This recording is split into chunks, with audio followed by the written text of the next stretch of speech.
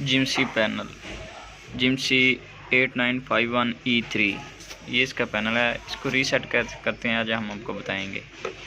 Reset करते हैं। Machine को ऑन करना है और साथ में ये पी का बटन दबा के रखना है। मशीन को ऑन करना है, साथ में पी का बटन दबा के रखना है।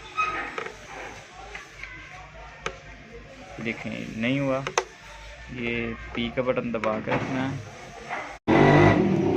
रीसेट कैसे करते हैं वो तरीका आपको बताएंगे। पी को दबा के रखना है और पावर को ऑन करना है। अब हम पी को दबा के रखते हैं और पावर को ऑन करते हैं। ये पी को दबा के रखा है, पावर को ऑन किया और P0000 आ गया। इसको हम 1 करके हमने सेव कर देना है। सेव होगा तो इसकी टोटल रीसेट हो जाएगा मशीन को।